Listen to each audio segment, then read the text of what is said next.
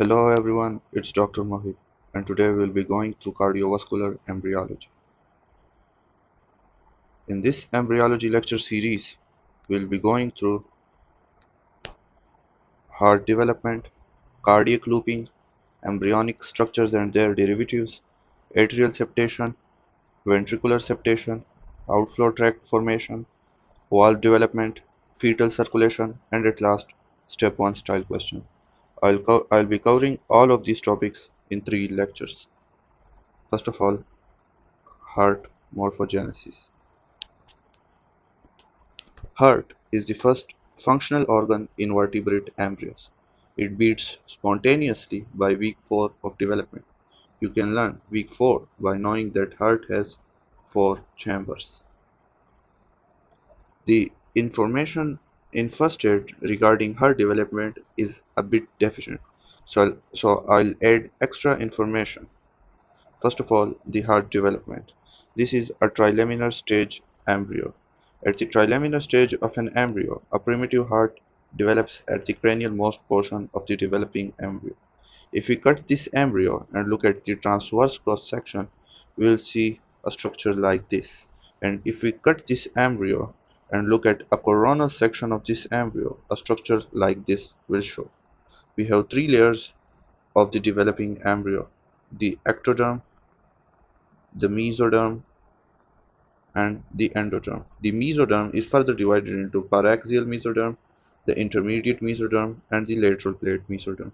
The lateral plate mesoderm is further divided into somatic mesodermal layer and splanchnic mesodermal layer. The primitive heart develops from the splanchnic layer of mesoderm.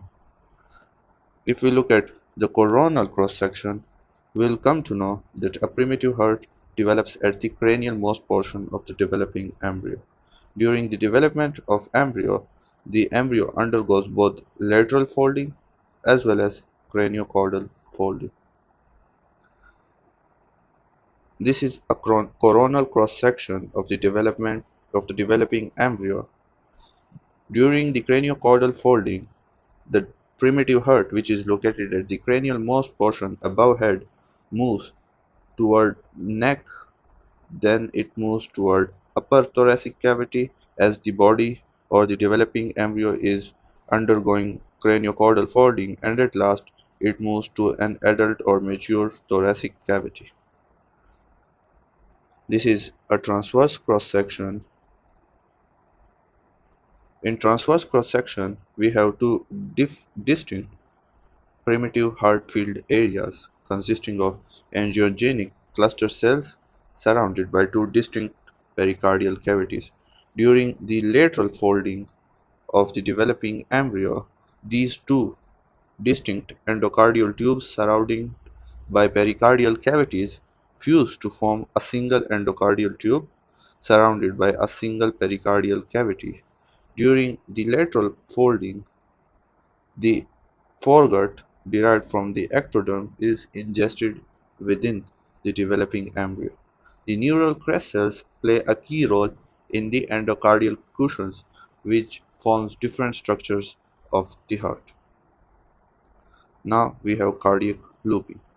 Cardiac looping is a process where a single endocardial tube loops to form a mature heart.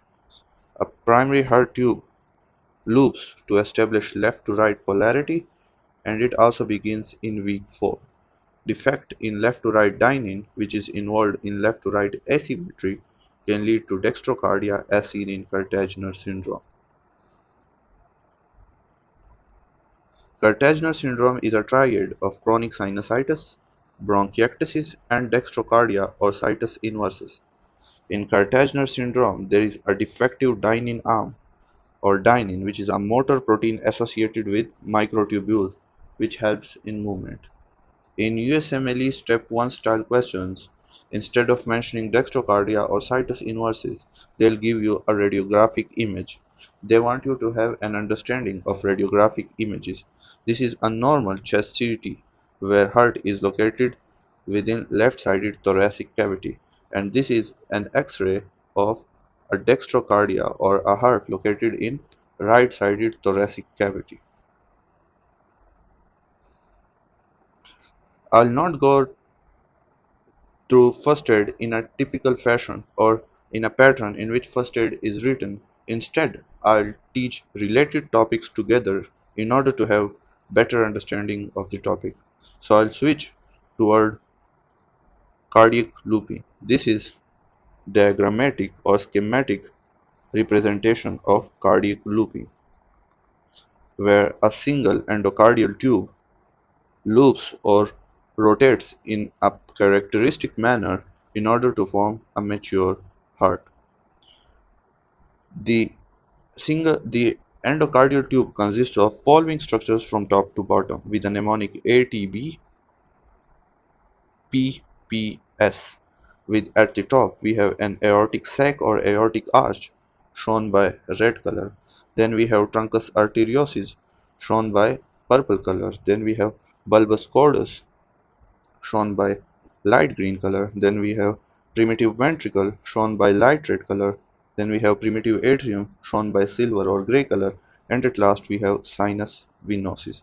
These are different views of heart at different stages of development. This is a frontal view, this is a lateral view, and again frontal view.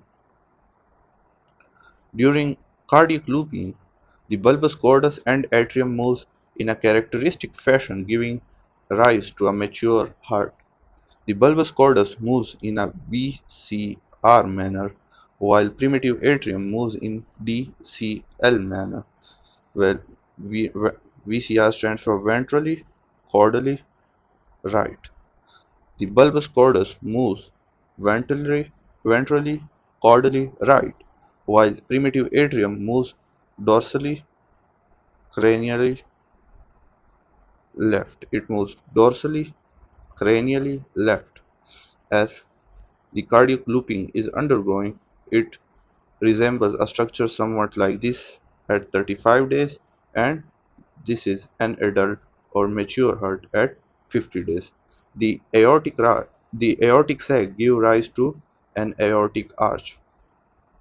The truncus arteriosus gives rise to ascending aorta and pulmonic trunk.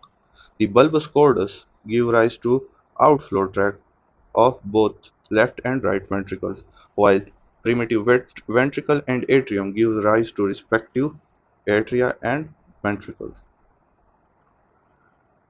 Before reviewing this heart embryology and different structures, I want you to know the sinus venosus development and superior and inferior vena cava develop because they are mentioned in first aid while the explanation is deficient. This is cardiac looping and this is lateral view of cardiac looping and this is frontal view. The Thus, this is sinus venosus development. Sinus venosus is a structure of endocardial tube which drains venous systems of our body. It consists of two horns, a left horn and a right horn. Draining into each horn, there are three sets of veins: an umbilical vein, a vitelline vein, and a cardinal vein system. The cardinal vein system further consists of anterior cardinal vein, a posterior cardinal vein, and a common cardinal vein. This is a simplified view of sinus venosus. During the development of sinus venosus, the veins, the umbilical vein and vitelline vein of left side regresses, while the left horn give rise to coronary sinus of an adult heart, while on right side the umbilical vein also regresses, while anterior cardinal vein and common cardinal vein of right side give rise to superior vena cava, while the vitelline vein of right side give rise to inferior vena cava, especially the hepatic portion of inferior vena cava. At last, we have superior and inferior vena cava development. During the development of venous systems of our body, there is a general rule that left-sided veins drain into right-sided veins. These is a right-sided veins and these are left-sided veins. The right-sided anterior cardinal vein and common cardinal vein give rise to superior vena cava, while the left-sided anterior cardinal vein anastomoses with right-sided anterior and common cardinal vein via brachiocephalic vein. This anastomosis is called brachiocephalic vein. After the regression of umbilical and vitelline veins, a new set of veins emerges. These veins are known as supracardinal veins, a subcardinal vein, and sacrocardinal vein. The supracardinal vein system gives rise to azygous vein on right side and hemiazygous vein on left side, with left-sided hemiazygous vein draining into right-sided azygous vein. The subcardinal vein gives rise to renal segment of inferior vena cava with and also draining renal vein, gonadal vein, and adrenal vein, with left-sided adrenal, renal, and gonadal veins draining into right-sided renal segment, while the right-sided veins drain directly into the inferior vena cava. The hepatic segment of inferior vena cava develops from right-sided vitelline vein. The sacrocardinal vein gives rise to iliac venous system. The sacrocardinal vein system also gives rise to sacrocardinal segment of inferior vena cava. The sacrocardinal segment of inferior vena cava is also developed from some parts of superior supracardinal vein. Now let's review different embryonic structures written in first aid. First of all, superior vena cava. Superior vena cava, as mentioned earlier, is developed from right-sided common cardinal vein and right-sided anterior cardinal vein. The inferior vena cava, over here there is written posterior cardinal. The posterior cardinal vein plays or serves as an inferior vena cava in early development and regresses early. It also regresses very early during the development.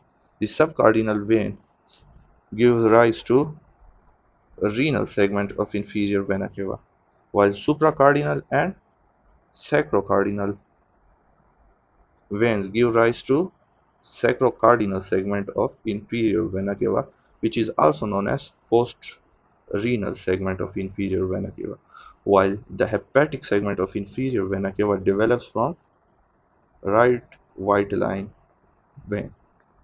Before going any further, I want you to appreciate different parts or different surfaces of our heart. Our heart consists of two types of surfaces, a smooth surface and a trabeculated surface. This is a trabeculated atrium. This is a smooth part of our atrium. This is a smooth ventricle, and this is trabeculated ventricle shown by different trabeculations. These trabeculations and smooth parts shows that these different parts were developed from different embryonic structures in the development of our heart. Now, let's review different structures. The right horn of sinus venosus gives rise to smooth part of right atrium, also known as sinus venerum. The left horn of sinus venosus gives rise to coronary sinus. The primitive pulmonary vein gives rise to smooth part of left atrium. The primitive atrium gives rise to trabeculated part of both left and right atria. The endocardial cushion, which are ridges formed by neural crest cells migration, form various structures of our heart. They form atrial septum, the membranous portion of interventricular septum, the atrioventricular and semilunar valves. Any abnormal migration of these neural crest cells will lead to abnormal formation of these structures, leading to various congenital abnormalities. The primitive ventricle gives rise to trabeculated part of both left and right ventricles. The bulbus cordus gives rise to smooth parts or outflow tracts. The outflow tracts of both left and right ventricles. The truncus arteriosus gives rise to ascending aorta and pulmonic trunk. Now at last a memory checkpoint in order or to review what we have just studied. So which of the following structures develops from left horn of sinus venosus. Is it trabeculated part of right atrium, a smooth part of right atrium, a coronary sinus, or a trabeculated part of left ventricle? Pause the video and think about it. And the correct answer is sinus venosus. Thank you.